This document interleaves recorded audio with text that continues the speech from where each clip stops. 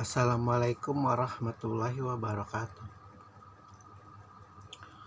A'udzubillahi minasyaitonirrajim. Bismillahirrahmanirrahim.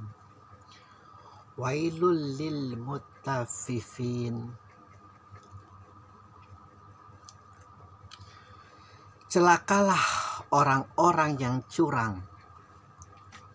Diartikan di tafsiran ini adalah orang yang curang dalam menakar dan menimbang. Karena Rasulullah seorang pedagang, karena Rasulullah seorang yang bergerak untuk mencari nafkahnya di bidang ekonomi adalah dalam bidang perdagangan, maka para ulama sepakat bahwa surat ini adalah menerangkan bagaimana geramnya Allah kepada mereka yang dalam bisnisnya, dalam ekonominya, dalam jual belinya itu berbuat curang, baik dalam menakar maupun menimbang. Memang ada benarnya, sangat benar hal itu, kesimpulan yang sangat benar. Namun sebenarnya kecurangan-kecurangan ini bukan hanya di dalam bidang perekonomian saja manusia itu bisa berbuat curang. Kecurangan-kecurangan dalam hal ini adalah kecurangan-kecurangan baik dalam bentuk keputusan-keputusan. Seorang pemimpin, keputusan-keputusan seorang yang memiliki kekuasaan jabatan yang tinggi, yang tidak adil, baik itu hakim, jaksa, polisi, presiden, apalagi sudah pasti. Dia tidak adil dalam menakar, dalam menimbang sebuah keputusan, berat sebelah.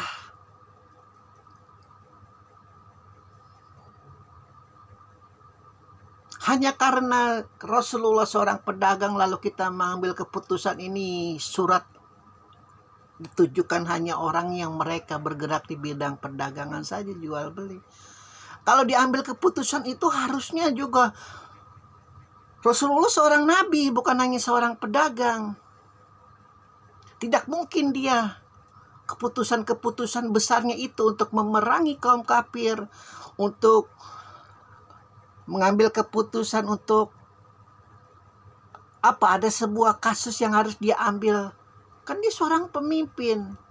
Makanya haram bagi Rasulullah untuk menakar, untuk menimbang sebuah keputusan itu. Dia berbuat curang. Satu hal yang dialami oleh seluruh para nabi adalah merasa jijik, merasa sangat menjijikan itu untuk berbuat curang. Geli. Itu sebuah hal yang sangat mereka benci sama sekali dari sejak zaman Nabi Adam sampai Rasulullah. Untuk berbuat curang, untuk mengambil hak orang lain itu sangat menjijikannya, luar biasa mereka.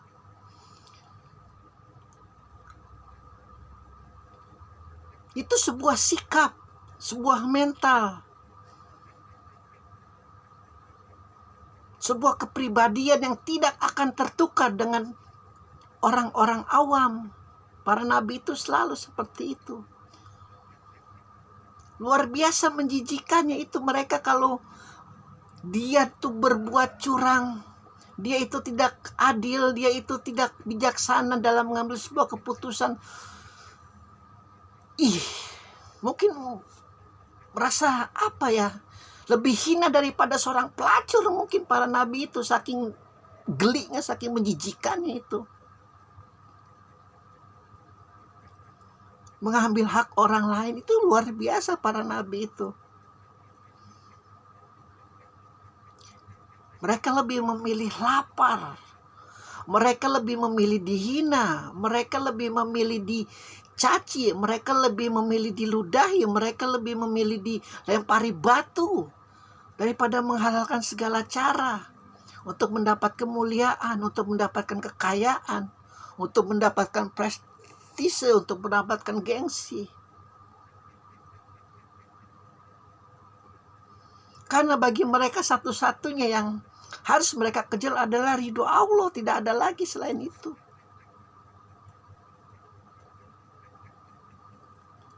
Hanya ridho Allah. Mau mereka dibilang so suci, mau mereka dibilang gila sekalipun, hanya ridho Allah yang mereka kejar.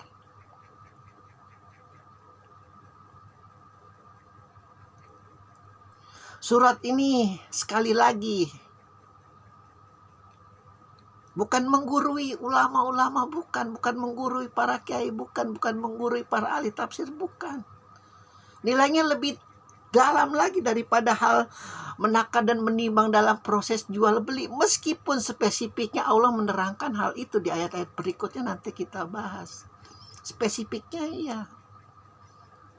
Namun dalam hal apapun, ketika kita berbuat curang dalam pikiran, kita berbuat curang dalam hati, bahkan kita berbuat curang dalam hawa nafsu, kita berselingkuh dari istri, dari suami, itu hal yang sangat Allah murkai.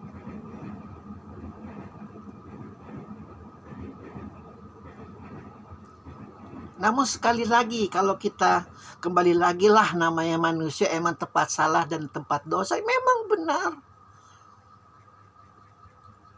Tempat hilap dan tempat apa ibaratnya, tempat alpa, memang benar. Tidak ada manusia yang sempurna, memang benar. Tidak ada manusia itu seperti malaikat, memang benar. Tapi ketika akalmu mengetahui itu salah, ketika hatimu mengetahui itu salah, dan kau membenarkan hal itu, di situ Allah murkanya. Ketika Allah memberi jalan yang baik, kau tidak ambil, lalu engkau memilih jalan yang satunya, jalan yang menuju ke laknatullah, kau ambil, di situ Allah murkanya.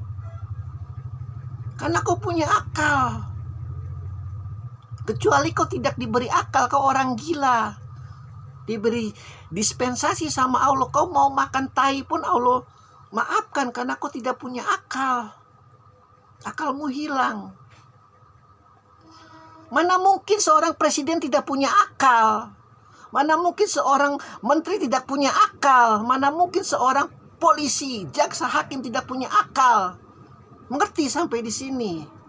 Jangan lalu lantas, karena aku orang manusia memiliki keterbatasan ini, jangan jadi menteri, jangan jadi presiden. Masih banyak yang lebih berakal daripada kamu. Mundur, tahu diri. Sudah tahu kok itu dulu jalimnya luar biasa, penindasnya luar biasa, tukang bunuh, mau jadi presiden. Hanya karena kau kaya, kau ambil harta orang lain, kau ambil tanah orang lain tanpa merasa malu, tanpa merasa jijik. Kau menganggap dirimu mulia, kau menganggap dirimu luar biasa, kau menganggap dirimu bahkan lebih hebat daripada orang lain. Kalau kau memiliki satu inci hati seorang Nabi Isa saja, ketika kau mengambil harta orang lain, kau sangat luar biasa malunya. Bahkan mungkin kau melihat dirimu seperti babi, seperti anjing. Tapi kau tidak malu.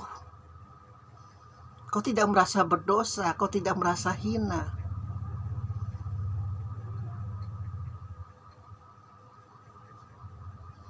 Surat ini luar biasa.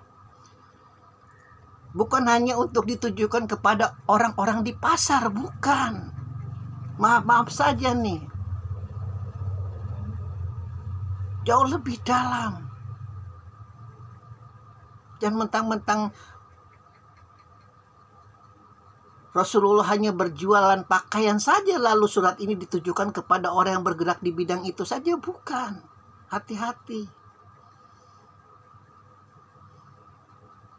Kebodohan itu ada dua tingkatan.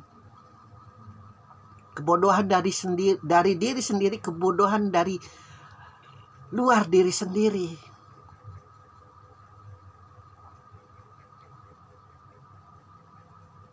Kita bisa, nanti kita terangkan hal itu karena waktunya tidak cukup. Alhamdulillahirabbil alamin.